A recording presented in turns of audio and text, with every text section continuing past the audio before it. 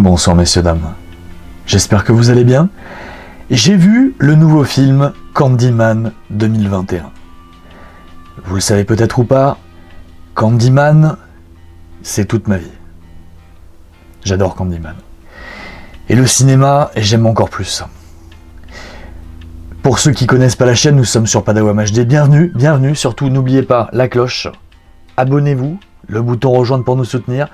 Tout ça, c'est important. Laissez un like. Merci beaucoup. Je vous remercie de votre patience. Je vais vous parler du film.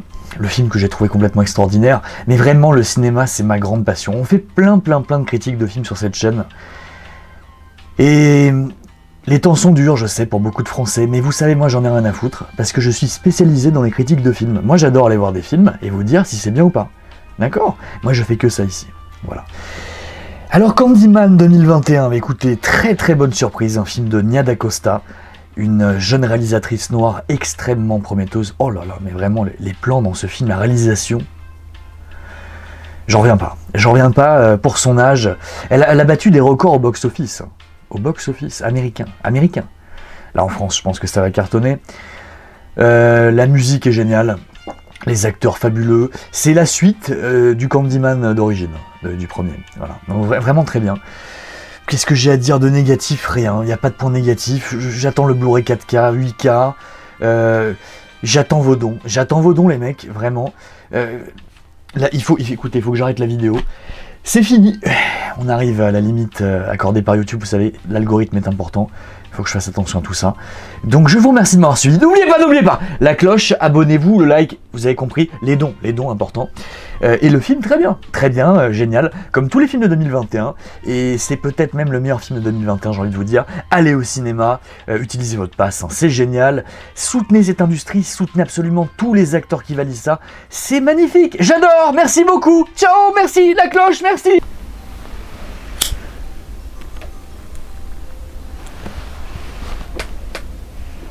I am the writing on the walls. Be my victim. Bonsoir messieurs, dames, ou bonsoir si vous débarquez d'une autre vidéo. Vous le savez, dans les films d'horreur en général, ça commence avec un cauchemar du protagoniste. Et là c'était un peu la même chose. Donc j'ai vu Candyman 2021. Je sais que ces dernières années, quand je vous fais une critique de film, en général c'est pour vous dire que ça ne va pas, que c'est catastrophique. Et écoutez, ce nouveau Candyman, c'est pas mauvais, c'est très mauvais. C'est catastrophique pour moi. C'est symptomatique de tout ce qui va plus dans cette industrie du cinéma. Je n'ai absolument rien à sauver de ce film. Et pour tout vous dire, je voulais même vous faire une rétrospective, une vraie rétrospective de la saga Candyman. Et le film est tellement naze que j'en ai perdu l'envie. Donc j'ai quand même les Blu-ray là, du 1 et du 2. J'en reparlerai brièvement au cours de cette review, qui j'espère durera le moins longtemps possible. Par où commencer? Donc c'est un film de Nia DaCosta, réalisatrice inconnue au bataillon. Vous savez mon plus gros problème avec ce film, je vais essayer de le dire posément, gentiment, parce qu'en fait j'ai de haine contre personne, hein, vraiment, mais je ne peux m'empêcher de penser que la réalisatrice, la plupart des acteurs et le compositeur ont été sélectionnés non pas pour leur talent, mais parce qu'ils appartiennent à une certaine communauté. Je peux pas faire un autre constat, parce qu'il n'y a aucun talent à aucun étage de cette entreprise pitoyable. Je vais commencer par la musique. Donc l'original, le film original Candyman de 92, c'est un film de Bernard Rose, qui n'a pas fait beaucoup de grands films en fait. C'est un réalisateur quasiment inconnu.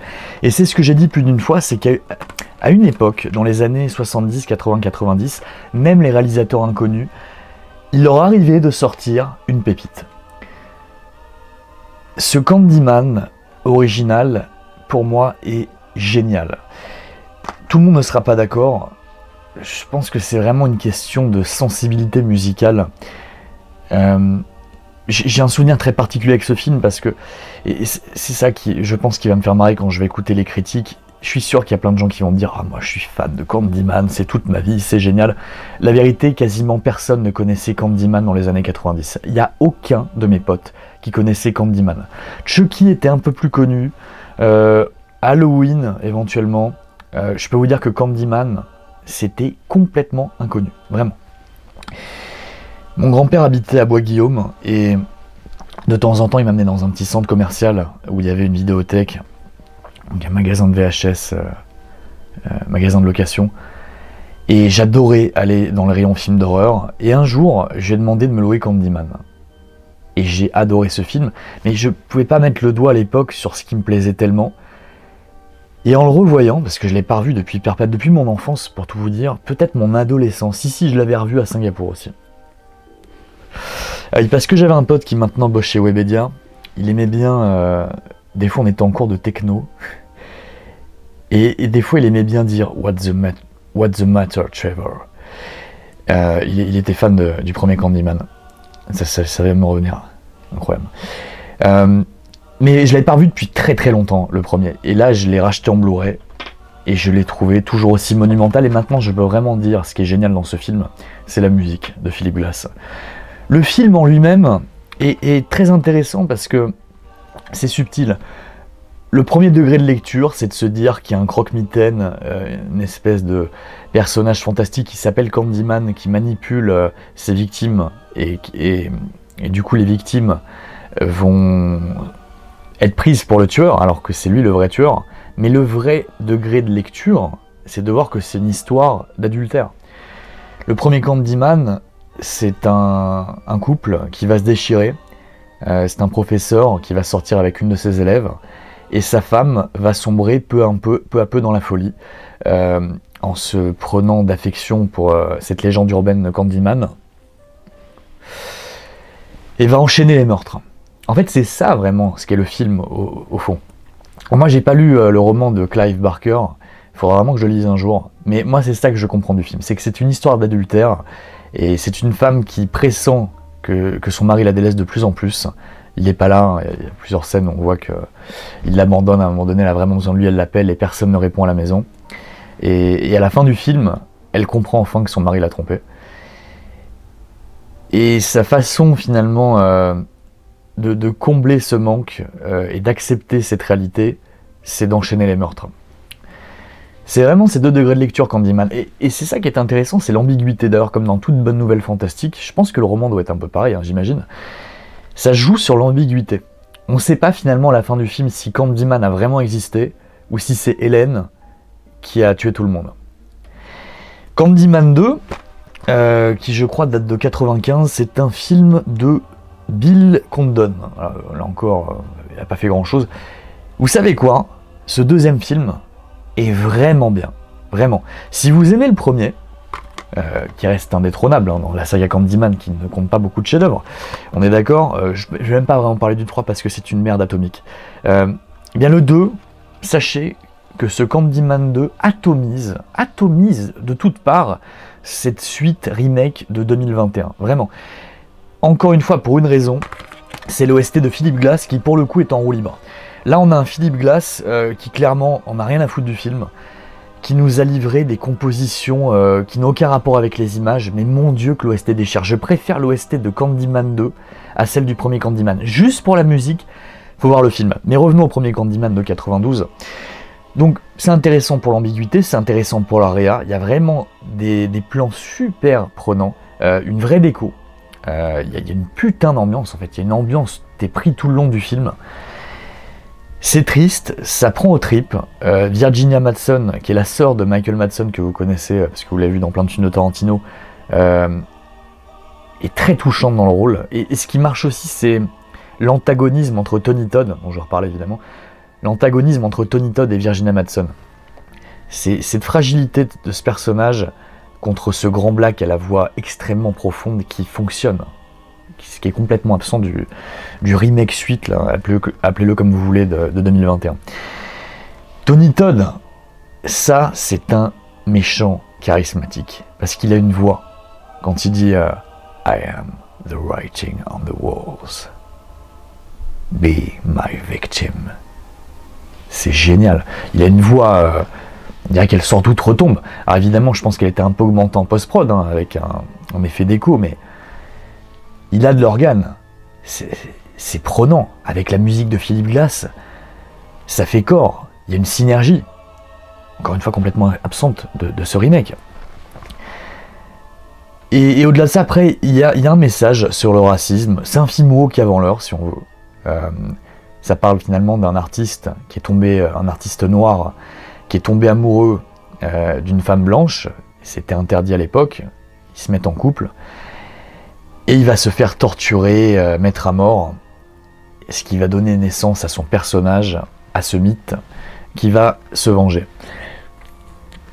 Bref, et le 2 piétine l'ambiguïté du premier film, c'est-à-dire que là, il n'y a plus de mystère. C'est vraiment Candyman qui est à l'origine des meurtres. Il n'y a plus rien d'ambigu. Mais l'ambiance est toujours là. Ça fonctionne. C'est un petit peu comme ce que Robocop 2 est au premier Robocop de Verhoeven. C'est-à-dire moins subtil, moins bien réalisé, moins prenant. Mais il reste quelque chose du premier film. Vous voyez, il reste encore quelque chose du premier film. Donc écoutez, je vais parler du remake. Il reste plus rien de Candyman. Dès le début du film, alors le début ça m'a fait marrer parce que j'étais pas sûr, je me suis dit mais qu'est-ce qui se passe en fait on voit les titrages comme si on voyait dans un miroir. Bon, voilà, on va dire c'est le seul truc un petit peu rigolo du film. Mais dès que la musique démarre, je me suis dit qu'est-ce que c'est que cette OST? Qui est le guignol qui est derrière cette chiasse? Donc vous m'excuserez, j'ai complètement oublié le nom du compositeur du film, je m'en bats les steaks, je veux pas retenir son nom.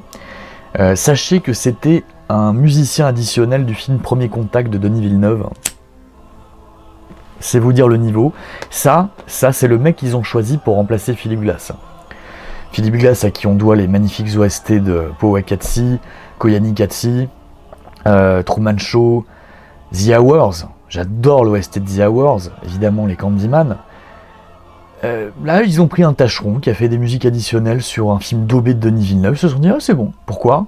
Parce qu'il appartient à une certaine communauté. Encore une fois, c'est sans haine parce qu'en fait, je comprends que cette nouvelle mouvance-là, ce qu'on a avec le mouvement Black Lives Matter et avec les mouvements MeToo, finalement, c'est pas très éloigné de ce qui s'est passé post-Seconde Guerre mondiale. Les Juifs ont eu besoin de faire plein de films sur la Seconde Guerre mondiale pour exprimer leur souffrance, à quel point ça avait été dur. En fait, je le respecte, je comprends. Je le vis pas, mais je le comprends. Et je pense que là, c'est la même chose. On assiste à la même chose avec ce Candyman, qui est ce remake, hein, qui est dans la mouvance finalement de ce qu'on a vu avec Creed. Vous savez, la suite pitoyable à la saga Rocky, ou encore Black Panther. C'est dans la mouvance. Je peux comprendre quand t'es noir, quand t'es dans cette communauté, que t'as l'impression d'avoir souffert, que tes ancêtres ont souffert, ok. Je peux comprendre que t'adhères à ce propos, ok. Mais moi, ça ne me parle pas, et j'ai envie de vous dire vraiment, Candyman, le premier film, ne s'adressait absolument pas à ce public-là. Oui, il y avait un message de fond sur le racisme, mais c'était pas dans ta gueule en mode tous les blancs sont méchants, tous les noirs sont des gentils, comme là on voit dans le remake. C'était juste un truc d'époque, quoi. On voyait ce qui se passait avec certaines personnes de couleur noire à l'époque qui sortaient avec une blanche, ce qui pouvait leur arriver. Et puis après, voilà, ça sert de base pour créer un film d'horreur. Et ça va pas plus loin, finalement. Tu vois, il n'y a pas une espèce de discours politique foireux derrière, on s'en fout. Ce qui tient dans Candyman, ce qui fait qu'on accroche, c'est l'ambiance. On s'en bat les steaks, finalement, que Tony Todd soit noir, blanc, jaune. Le mec a une prestance de malade, il a une voix de dingue. C'est ça qui fait qu'on accroche au personnage. Plus, éventuellement, son petit background, mais c'est tout. On s'en fout. Là, voilà, là, en fait, c'est surligné de la mort, et c'est vraiment dans la continuité de ce que fait le producteur Jordan Peele depuis des années. Après avoir massacré la 4ème dimension, il a décidé de massacrer Candyman avec son agenda politique désastreux. Et c'est terrible parce que quand il a fait quand ils ont refait la 4ème dimension, j'étais optimiste, hein, parce que moi je fais partie des gens qui ont plutôt bien aimé Get Out. Moi j'ai pas vu un truc malsain dans Get Out, ne me posez pas vraiment la question. Je trouve que le film était malin, il reprenait les codes des films d'Hitchcock, il les détournait, et ça fonctionnait. Et l'OST était génial, j'ai découvert grâce à ce film le groupe Childish Gambino, que j'adore, le premier album est mortel.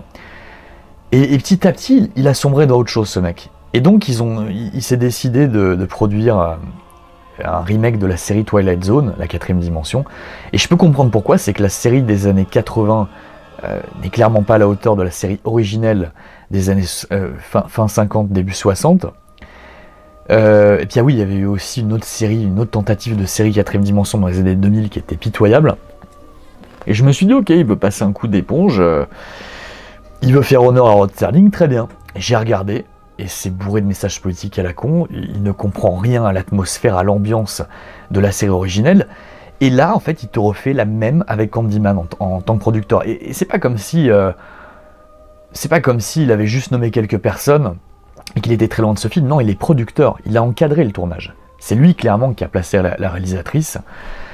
Puis là, vous avez vu les news, peut-être, enfin, je sais pas si vous avez suivi, mais là, ça fait un carton aux États-Unis. Du coup, il y a plein d'articles qui sont sortis en mode « Ah, c'est génial, c'est la première fois qu'une réalisatrice noire génère autant de pognon en un week-end avec un film d'horreur, c'est magnifique. » Qu'est-ce qu'on en a à foutre du fric que ça rapporte?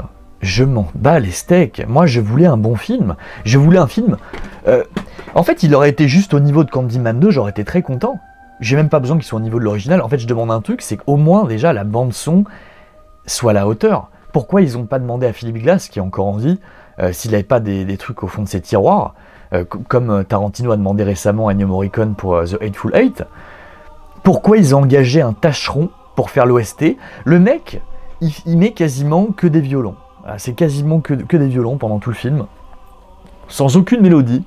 À un moment donné, il reprend un des thèmes cultes du premier Candyman de Philip Glass, un des premiers thèmes de Philip Glass, mais c'est juste la mélodie, vous voyez, avec un tout petit rappel de basse, mais il n'y a aucune orchestration, aucun arrangement, ça décolle jamais, et tout le reste du film, franchement, je vous mets au défi de me siffler un air de musique de ce remake. Il n'y a rien, il reste plus rien, il n'y a aucune consistance. Le mec qui a fait ça est un tâcheron, qui ne comprend pas la musique de Philip Glass, qui à mon avis est un piètre musicien.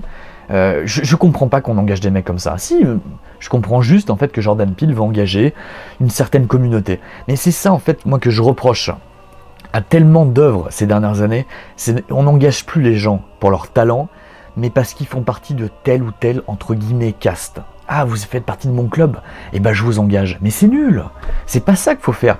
On s'en fout en fait de la couleur de peau, des messages politiques de Black Lives Matter. On s'en bat les steaks, les mecs. On veut des bons films, on veut des bons scénarios, on veut des enjeux, on veut des acteurs charismatiques, et on veut une putain d'OST. Ce Candyman remake, il a le même problème que Blade Runner 2049. C'est que vous enlevez la musique de Philip Glass du premier Candyman, je vous dirais certainement que c'est un film moyen. Oui, ça tient parce qu'il y a l'ambiguïté, parce que les acteurs jouent bien, ça va, mais vous virez la musique. Les mecs, on frôle la daube en vérité, on frôle la daube. Ça reste un petit film d'horreur qui était planqué au fin fond des rayons vidéothèque de l'époque, je vous jure. C'était à côté de Chucky, quoi. On respectait pas ces films à l'époque. Qui consommait ça? C'est les petits blancs comme moi qui allaient dans les vidéoclubs. Vraiment. Je veux pas être méchant en disant ça, mais enfin, je vais m'arrêter là parce que je sais même pas si je peux le dire sur YouTube. Mais vraiment, en fait, le remake de Candyman devrait me parler à moi. Parce que j'ai vraiment connu ce film à l'époque, que j'ai vraiment aimé, que ça m'a touché, que là, en le rematant, ça me rappelle tellement de souvenirs, quoi. La musique m'est restée, elle m'a imprégné. Mais là, ça sent tellement la récupération politique de mes deux, et ça veut essayer du coup de convertir un nouveau public. Et le nouveau public, en fait, il n'aime pas parce qu'il a bien aimé le film original qu'il n'a certainement pas vu. Il n'aime pas parce qu'il trouve que l'histoire est intéressante, parce qu'il reste quasiment plus rien, même s'ils essaient de faire un truc que je vais expliquer après, mais qui est catastrophique à mes yeux, parce qu'il n'y a plus aucune cohérence. Un film, ça doit transmettre des émotions. C'est pas juste là pour essayer de te dire « Ah, t'es de cette couleur de peau, t'es de cette religion, t'es homo, t'es lesbienne ?» Ce film est pour toi, ça représente ta communauté. Non, c'est pas comme ça qu'il faut réfléchir. Mais j'ai l'impression qu'en fait, Creed, Black Panther et ce Candyman 2021, c'est cette même idée qu'on va aller chercher ce public. Vous voyez, on va aller chercher cette communauté-là pour vous dire, regardez, nous aussi, on fait des films d'horreur maintenant. Et finalement, ça tient pas debout. Alors ensuite, en tant que suite au premier Candyman, il y a des bonnes idées. Je vais pas dire que tout est pourri. Il y a un truc que j'ai bien aimé, c'est qu'ils ont rappelé Virginia Madsen, donc qui campait le personnage d'Hélène dans le premier film, mais malheureusement, ils lui font juste faire une voix off. Le truc que j'ai bien aimé par contre, c'est tout au long du film, en fait, il y a 2-3 fois où on parle de sa mythologie, en fait, de ce qui s'est passé dans le premier film, et l'histoire, elle change. C'est qu'au début, t'as un Black qui raconte ce qui s'est passé avec Hélène dans le premier film, mais c'est pas exactement ce qui s'est passé. Et si t'as vu le premier film, tu sais que ce qu'il est en train de raconter, c'est pas exactement ce qui s'est passé. Et petit à petit, en fait, tu as la vraie histoire, plus ou moins. Sauf que le premier film se finissait sur un cliffhanger, c'est que Hélène devenait le nouveau Candyman. Et j'aurais bien aimé l'avoir en Candyman, en chair et en os dans ce film. Parce que ce film, et c'est là où moi ça va plus du tout, il nous présente plusieurs Candyman. C'est-à-dire que dans le premier, comme je vous l'ai dit, il y avait l'ambiguïté. Est-ce que c'était Tony Todd Candyman, le tueur depuis le début, ou est-ce que c'est Hélène qui, par frustration, vengeance envers son mari, a décidé de tuer plein de personnes au hasard? Là, ils se sont dit, écoutez, on va essayer de prendre ce qui s'est passé à la fin du premier film, le twist avec What's the Matter Trevor, avec le mari quand elle le bute, et essayer d'en faire un truc cohérent, et là, présenter plusieurs Candyman. Donc on a le Tony Todd original, le Candyman original qui est campé par Tony Todd, un autre Candyman, je crois des années 70, je suis plus sûr, Hélène, mais Hélène qu'on voit jamais physiquement. Et je me suis dit, pourquoi pas, mais ça aurait été bien de montrer Hélène aussi. Alors que là, il te présente un nouveau Candyman au début du film, qui est plutôt bien mis en scène. Au début, j'ai bien aimé. Quand il sort du mur, là, c'est plutôt pas mal. Mais là où ça va pas du tout, c'est la fin. Et je suis obligé de spoiler, donc là, je vais faire une coupe, les mecs. Si vous ne voulez pas de spoil, partez de la vidéo. Je vais balancer un gros truc. Parce que c'est ce qui fait que le film s'effondre complètement, narrativement pour moi. Donc attention, je spoil les dernières secondes du film, qui est certainement le seul passage que j'ai trouvé à peu près sympatoche, pour une seule raison, c'est qu'on a le retour de Tony Todd. Voilà. Le film dure pas longtemps, hein. Il dure 1h20, mais je vous jure que les 1h20 on les sent passer. J'ai eu l'impression que le film durait 2 heures, tellement c'est chiant, tellement c'est lent, tellement le rythme n'est pas maîtrisé. Et je me suis dit, on va revoir Tony Todd, parce que j'avais vu qu'il était dans les crédits, et on le voit à la toute fin, en mode CGI, refait, parce qu'ils ont voulu le refaire jeune, ce qui se défend, hein. Mais quand tu mets des CGI, faut qu'ils soient réussis, putain. Là, j'ai trouvé ça assez médiocre, et on le fait revenir, sauf que du coup, il prend les traits de Yahya Abdul, qui pendant tout le film, en fait, on comprend qu'il va devenir le nouveau Candyman. Et je me suis dit, mais qu'est-ce que ça veut dire?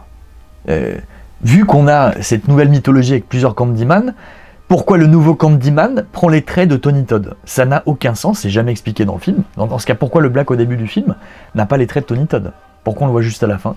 Je n'ai rien compris, ça n'a aucun sens. Hein. Ça n'a aucun sens. Peut-être qu'ils expliqueront dans la suite, je sais pas. Peut-être qu'il y a une espèce de fusion. Après, voilà, il y a l'autre idée que j'ai plutôt bien aimée, c'est que le bébé du premier film, Anthony, on le revoit beaucoup plus longtemps après. Donc là, il s'est passé 30 ans à peu près. Donc là, c'est Yahya Abdul qui joue un peintre. Donc là, ça fait écho à l'histoire du premier Candyman. J'ai bien aimé cette filiation. Je me suis dit, tiens, ils peuvent emmener le film quelque part. Mais je suis au regret de vous dire que... Alors, Yahya Abdul, je vais pas le condamner définitivement, parce que je pense qu'il a été très mal dirigé dans ce film. Je pense qu'en fait, le film est globalement... Nia DaCosta ne sait pas diriger ses acteurs. Je pense sincèrement que tu peux tirer quelque chose de mieux de cet acteur. Vraiment. Parce que là... En fait, à plusieurs moments dans le film, j'ai eu l'impression de regarder un clip. Il n'y a aucun effort... J'exagère pas en disant ça, il n'y a aucun effort de réalisation en termes de pure mise en scène. Les enchaînements de plans n'ont aucun sens. C'est-à-dire qu'en fait, on dirait un clip. À un moment donné, tu vois Yahya Abdul qui se balade dans son ghetto, là, dans le ghetto. Et je sais pas, c'est des plans comme ça, comme dans un clip de rap, vous voyez. Il est en train de marcher, puis on fait un plan rapproché, on fait un plan large, c'est cool de montrer la ville. Il n'y a pas de sens à ces plans, ce qu'on lui donne à jouer est très pauvre, très médiocre. J'en attends beaucoup plus de lui dans Matrix Resurrections. Je pense qu'il peut donner un petit truc en plus. Mais je ne peux m'empêcher de constater un truc, c'est qu'il n'a pas la voix pour le personnage qu'il est censé camper. Donc là, on veut nous présenter le nouveau Candyman, il n'a pas la voix. Il faut une voix très profonde, comme Tony Todd avait. Il faut qu'il en impose. Alors il en impose physiquement, hein, c'est un mec balèze, mais il n'a pas de charisme. Dans le regard, dans la voix, dans la gestuelle... Je pense aussi qu'il est mal dirigé, il n'a pas le truc qu'il faut. Moi, j'y ai pas cru une seule seconde. On dirait un espèce de toutou qui va tous les jours à la salle de sport, là, il est content, il fait de la gonflette, mais il a rien en fait. Il a rien dans le regard, il a rien.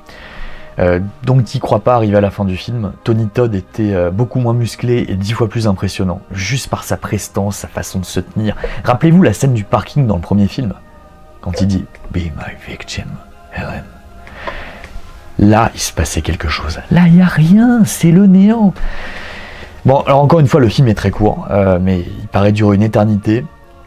Globalement, je trouve que la réa est mauvaise. Les plans sont bons. Il y a beaucoup de plans qui sont beaux, qui sont bons, qui sont bien, mais il n'y a pas de logique dans l'enchaînement des plans. En fait, le découpage, encore une fois, n'est pas préparé, comme dans quasiment tous les films de cette époque. Alors que vous comparez, vous regardez le premier Candyman, là, il y avait un découpage.